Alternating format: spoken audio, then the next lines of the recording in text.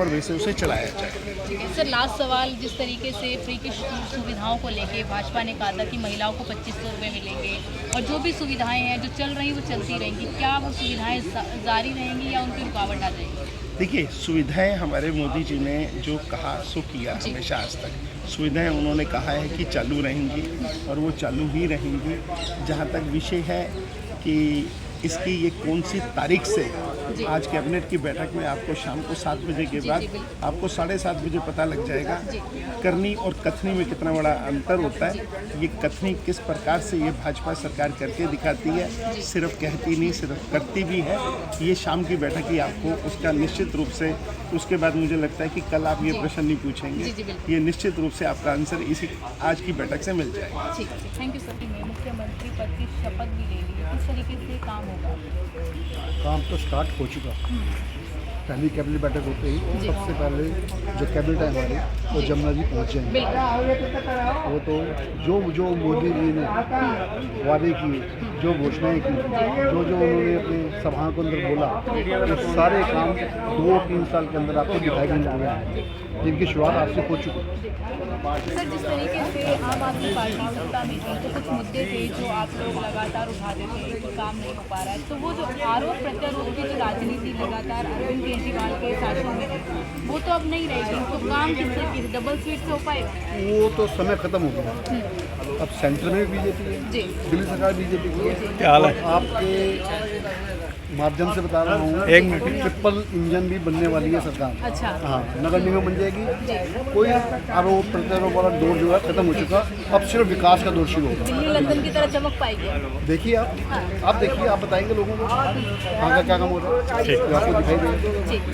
आपको बता दें, इस वक्त पर्सन मौजूद है जितने सारे, क्या कहेंगे सर, दिल्ली में भाजपा की सरकार बन रही है और ये आपने इस तरीके के बीजेपी के कमल के जो बैच लगा रखे हैं, उसको क्या कहेंगे? जय श्री राम। मेरा नाम चंद्रशेखर जोशी, अंत्योदय, और मैं सबसे पहले यही कहूँगा कि दिल्ली की जनता ने तो आपको ही कुछ करना पड़ेगा। जो बदलाव करना था वो करके दिखा। आप प्यार मुख तोड़ के आईटो में खड़ा कर दो। और हमारे निवास स्थान के बगल में उनका बड़ा घर आज उनकी प्रतीक्षा में, बड़ा घर बोले तो तिहाड़, जहाँ से वो जमानत लेकर आए थे।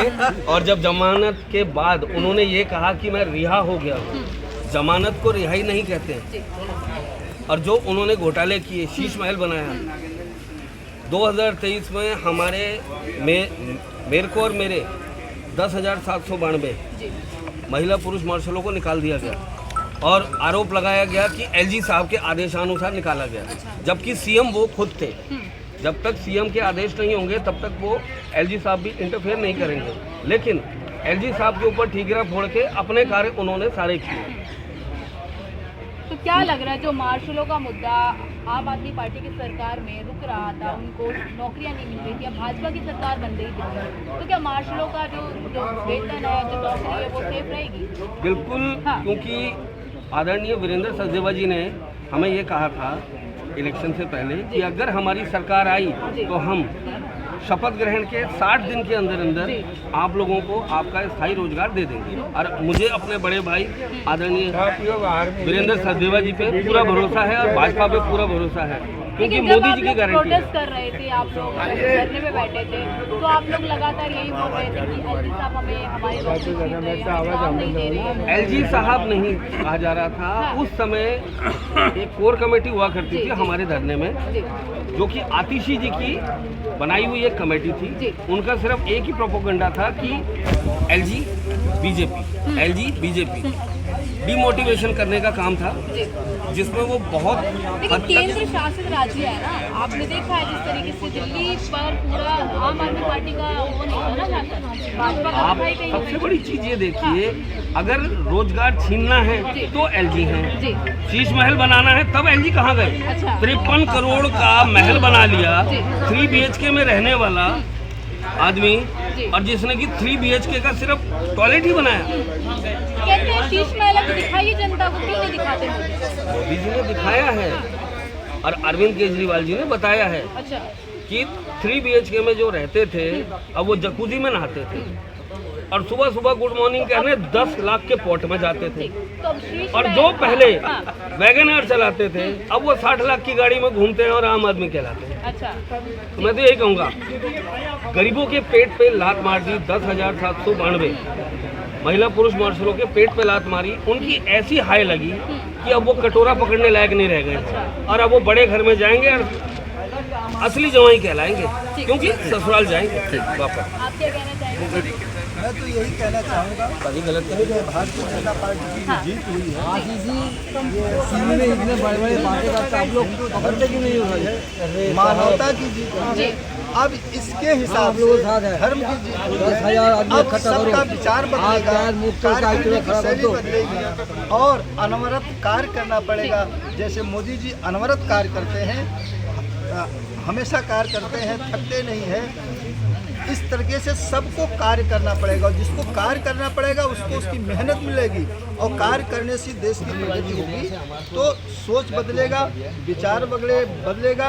इस तरीके से सबका हित होगा, सबका हित है, किसी का हित नहीं होगा। ठीक है सर, क्या कहना चाहेंगे? दिल्ली में डबल इंजन की सरकार बन गई है। लगातार ये कहा जाता था कि जब डबल इंजन की सरकार होगी तो दिल्ली में तरक्की होगी। क्या कुछ क्या कहते हैं, तरक्की का क्या कुछ पैमाना है? मैडम, जैसे केंद्र में भारतीय जनता पार्टी की सरकार थी, दिन दुगनी रात चौगुनी तरक्की हो रही थी, हमारा देश विकास की ओर अग्रसर था। 10वें नंबर पे हमारी अर्थव्यवस्था थी, 5वें नंबर पर आई।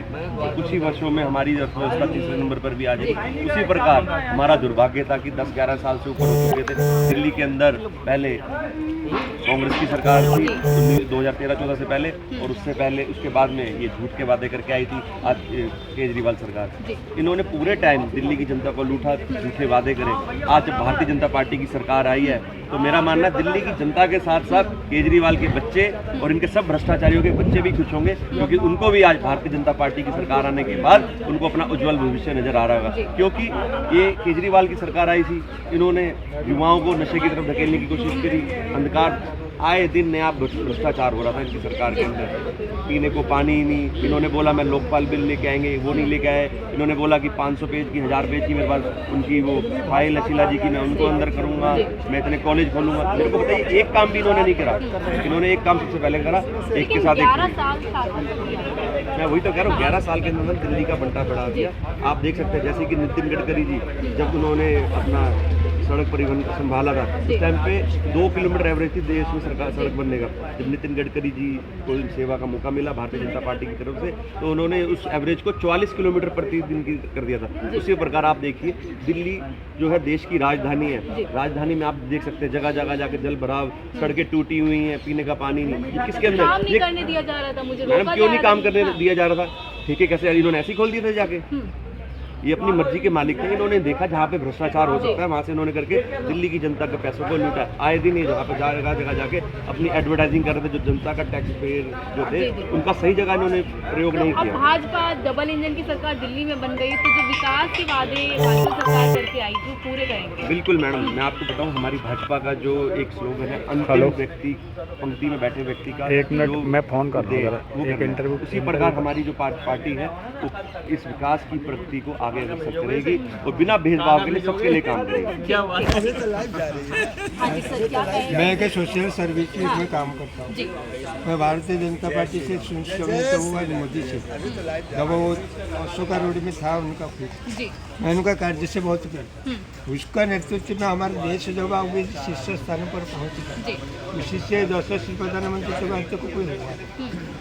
उसका नेतृत्व में ये राजस्थान हो, उड़ीसा हो, मैं उड़ीसा का रहने वाला हूँ। आज तक हमारा मैं उड़ीसा में ये करके थे गठबंधन था बीजू जनता दल के साथ। दिल्ली में कैसे माहौल का दिल्ली विकास में तो करेंगे? सरकार और ट्रिपल इंजन बनने वाला है। हाँ, अच्छा ट्रिपल इंजन बनेगा। ट्रिपल इंजन बनेगा। ट्रिपल इंजन बनने से मोदी रहेंगे, ये अमित शाह रहेंगे, ये करें सत्यदेव साहब तो पूरा लो लेना ये करती है। ऐसा तो मैंने नेतृत्व मैंने कहीं देखा नहीं कौन सा पार्टी। अभी आपने एक न्यूज़ सुनी होगी, तिलक नगर में एक स्कूल स्कूल की छात्रा अरे, का रेप हुआ उसको चेंज लेकर- वो रेप का बात बड़ी नहीं, जल्दी। नहीं इसके मेरा सवाल सुनिए हाँ, सर। मनीष सिसोदिया जी कह रहे हैं कि भाजपा सरकार अभी भी कानून व्यवस्था को लेकर चुप है। उनके सरकार में कौन सा कानून व्यवस्था रखा था? वो तो वित्त मंत्री था। शराब घोटाला में कितनी कानून व्यवस्था तो कानून व्यवस्था सुनो, कानून व्यवस्था उनके चाहिए था, उनको कभी कर देता नेता तो जेल में क्यों गया? उनका दिल्ली की कानून व्यवस्था कानून का व्यवस्था सुधार अभी होगा, उनके तो सरकार में कानून व्यवस्था एकदम ठप होता। ठीक ठीक ठीक। तो देखिए आपने देखा जिस तरीके से आपको बता दें कि आज रामलीला मैदान में दिल्ली की मुख्यमंत्री रेखा गुप्ता जी ने शपथ ली। आपको बता दें कि लगातार भाजपा ये कह रही है कि दिल्ली में डबल इंजन की सरकार बनने की तरक्की हुई काम होगा, और आपको ये भी बता दें कि यमुना की सफाई का जो कार्य है वो शुरू भी हो गया है। बाकी कार्यों पे किस तरीके से काम होगा देखना बाकी रहेगा। मैं पूनम, आप देखिए सरल।